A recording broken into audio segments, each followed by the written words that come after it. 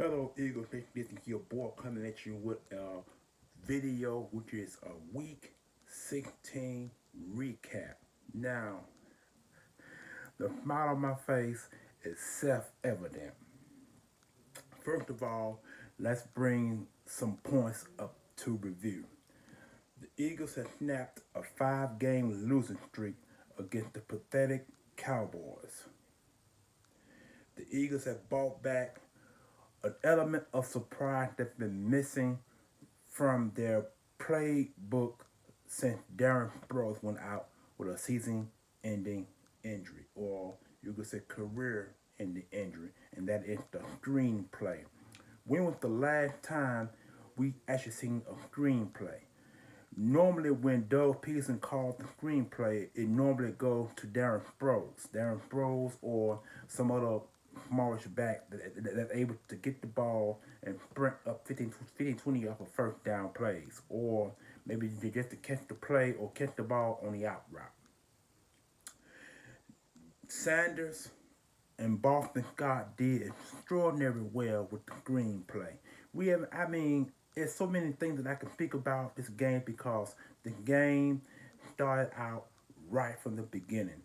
Carson Wentz on a hot streak, on the 3-game winning streak. He threw for 300 yards against the Washington Redskins.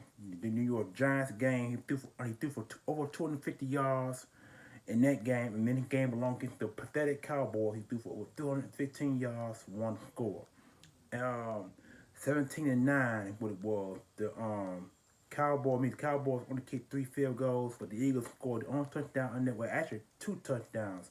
One was a pass play to Dallas Goddard, who had a career game, 9 catches, 91 yards, 1 score. And Zach Ertz had about 3 or 4 catches for 35 or 40 yards, no touchdown because the Cowboys had him doubled up with either safety or a corner or a linebacker out in the flats. So he didn't get many touches, but he did get injured in the game, but wound up coming back in the game. I thought the game when he hurt himself, he hurt that when he went up for the pass to catch it. He actually had the ball in his hand, but one of the guys underneath him, and he wound up hitting his elbow. I thought it was his elbow, but it wound up being a rib injury. So he probably gonna wind up being day to day in that game, in next week's game against the New York Giants. So we won't know more about that until he get an MRI probably Monday afternoon. So we won't know more about his injury or his status for next week's game. And last but not least, or not last but more to talk about, Sanders once again had a career game. This guy has close to 800 yards, 2 or 3, more. He has more than 5 scores rushing the ball, and he had more than 5 scores on pass plays. So he had a good game as well. And then let's not forget about Boston Scott. Scott did real well today. He didn't do much when he played in a New York Giants game when he had to spark the offense to actually get some rhythm going. So in this game alone, but he was able to catch some balls out of the backfield. I was able also to run some balls up the middle, for a certain amount of yards. But he did his thing, and so far the offense has stayed on the field longer than what they have in previous games. Now, let's go back to Greg Ward. Now, Greg Ward, once again, on the hot streak. This guy has caught 4 or 5 balls for like 50 or 60 yards. He didn't get a touchdown, but he was able to get the offense on a spark. He did a hell of a job there. I mean, it's so many things that I could talk about offensively because we have been counted out and we have been doubted. The last games heading up into the last final game of the week, which is going to be a Week 17 game. So many things could be said. And then, last but not least, the defense. Now, I said on Facebook that the Eagles have to play a complete game if they're gonna beat the Cowboys, and they did. They did. We all know Zeke Elliott and capable of running the ball downhill for first downs. He is one hard bat to tackle. I mean, if you stop Ezekiel Elliott, you got to keep him going left and right. You can't have him turning corners, and you can't have him going up the middle. Cause this guy is a dangerous threat when he receives the ball, a dangerous threat when he receives the ball. And when I mean receive, I mean when he gets touches. So the Eagles did a good job containing him. For the first time since 2017, the Eagles have stopped Ezekiel Elliott. The guy has had 5 100-yard rushes against us. And every time he had a 100-yard rushing game against us, the Cowboys have won. They won 5 straight. And Ezekiel has had 100 yards in them 5 games, multiple scores. So everybody in the NFL know that Ezekiel Elliott is the key to the offense. It is not Dak Prescott. Dak Prescott is a good quarterback. Don't get me wrong. You know what I'm saying? And the Eagles had the opportunity to either get Dak Prescott or Carson Wentz. The Eagles went with Carson Wentz.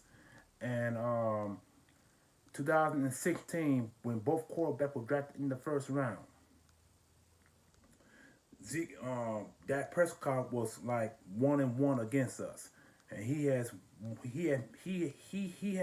all-time winning against the Eagles. He's 5-2.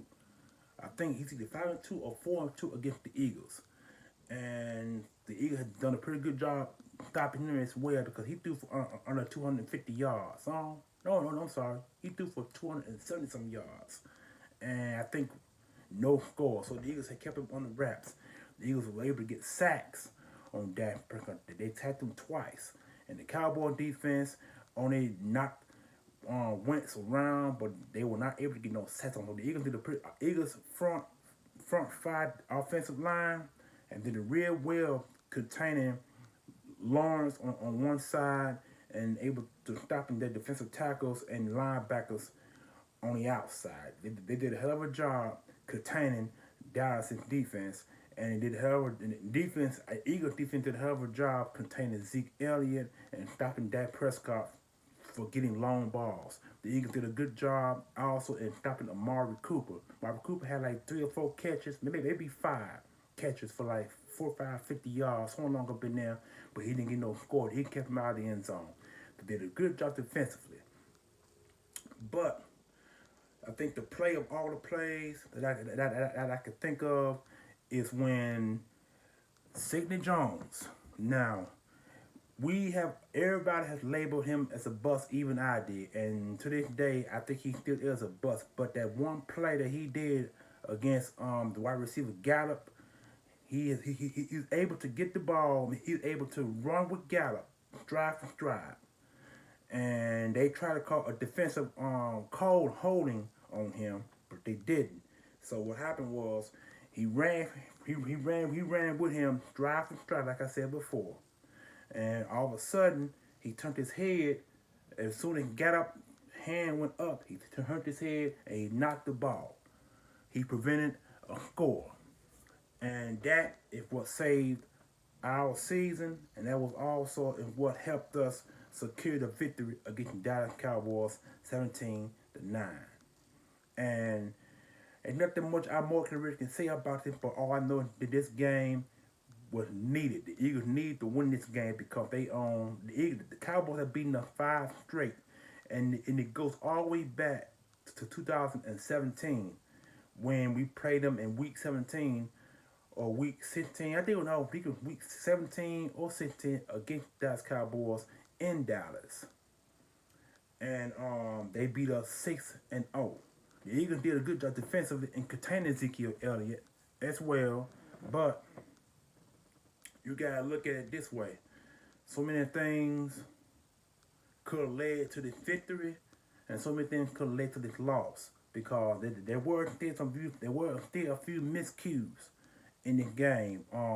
Once again, Carson Wentz fumbled the football on a third down play. He fumbled the football.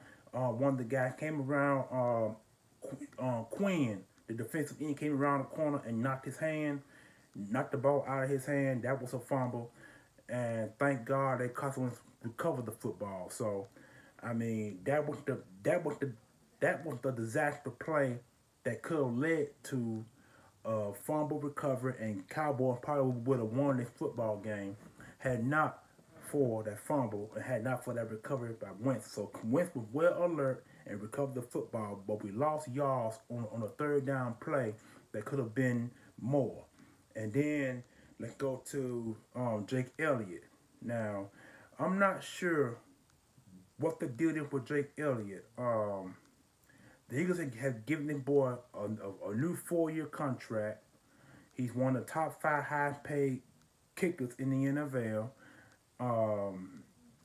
He is known for having a strong leg, booting the football 50 yards or more. The Eagles, he had failed to kick. I think I can't exactly know exactly what the exact number was, but he failed to kick 2 50-plus yard field goals, and he missed them both. Those kicks could have cost us the game. But here's the thing: when you miss kicks on fourth down plays, you get the opposing offense that can get to the 35 or the 40 yard and start their game plan from there. So you can't really give the opposing offense chances like that when you miss field goals. And so those field goals could have hunted us. But thank God to Carson Wentz's play. Thank God to our defense that they were able to keep things going and going and going to a point where we were able to win this football game. Carson Wentz threw for under 50 yards for the second straight game. The only game he threw for more than 50 yards was the New York Giants game. And then we beat the Giants, we beat the Washington, and Washington Redskins played real well. He threw for under 40 yards, 200 some yards in that game. I think a score and an interception in that game. So, I mean, wow. I mean, this game was definitely off the chains, and I mean, I'm so happy. 2 reasons: the Eagles were able to snap a 5-game losing streak against the Cowboys, and they were able to contain Ezekiel Elliott. Like I said before, this guy is able to run the football full steam ahead. He's hard to stop 1-on-1. So it takes a group of players to stop him. If you don't stop him with a group, if you stop him 1-on-1, you're gonna have a problem stopping him because he can knock you down and run you over. So the Eagles came with a game plan defensively, and they knew they had to stop Ezekiel Elliott. So they were able to tackle him on a lot of plays. Cause I think he had like 13, 14 carries for 47 yards. And he normally averages like 7 or 8 yards per carry. I think he had they did like 3.3 or 3.4 yards per average. So the Eagles has held him under his average, which is like 7 or 8 yards to 3. So that's a magnificent job that Jim Schwartz came up with today. For the first time in a while, Jim Schwartz did not play that stick defense. So that's what I was able to see. No stick defense in the Giants game, no stick defense in the Washington game, and no stick defense in this Cowboys game. So now, with that being said, that being over, and I got my boy Derek Barnett jersey on, as you guys can see. Derek Barnett, as you can see. He done real well today as well. He had an ankle injury in the last couple of games before this game today, and he played extraordinary well. He got a few tackles, and he didn't get any sacks, but he did get a few tackles. You know what I'm saying? So the Eagles had to kind of slow him back in because of the fact is, now Josh Sweat, our other defensive end, did extraordinary well. He got one of the sacks on Dak Prescott, and the other sack came, I think, either Fletcher Cox or it might have been one of the other defensive ends or linebackers, whatever it was. I don't know. We sacked them twice. Because Dak Prescott is hard to sack. because the guy gets rid of the ball accurately. He gets the ball out of his hand quite quickly. So those 2 sacks that they got, they were covered sacks. So it let you know that our defensive backs on both ends of the field did real good job containing the wideouts and the tight ends that Dallas employs. So now, let's put it this way, and we'll end this video on a high note right quick. Our next game now is against the New York Giants at Giant Stadium or MetLife Stadium, however you want to call it. We beat the Giants once before, and that was 3 weeks ago. 3 weeks ago. Beat them 3 weeks ago. And so our biggest test now is that Eli Manning's not playing this game. It's the Jones boy, Donnell Jones, whatever his name is, their first round pick quarterback is playing in this game here. And they got Saquon Barkley. And they got Shepard back. So this could be a different test around because of the fact that we played them 3 weeks ago. So they pretty much know how we're going to do defensively and what we're going to do offensively. So the Eagles' task, once again, is to contain Saquon Barkley. If you can stop Ezekiel Elliott, you should be able to stop Saquon Barkley for getting 100 yards rushing, receiving. When they played the first time, Saquon Barkley still did a pretty good job. He even got in the end zone once. It was like three. They scored 3 touchdowns. Saquon Barkley scored once, and Eli Manning threw 2. And so this Jones boy is pretty good. He's young. He's a good quarterback, and that's gonna be a task for the Eagles once again to go ahead and beat New York. And I expect it to be a low-scoring game this time around once again because it was like 34, somewhere along up in there, to 20-something is what it was. 31, 27, I think that's what it was. 21, I'm not sure exactly what the score was. I know we scored 20 points. We scored 30 points. Oh, we scored over 30 points, and they scored over 20 points.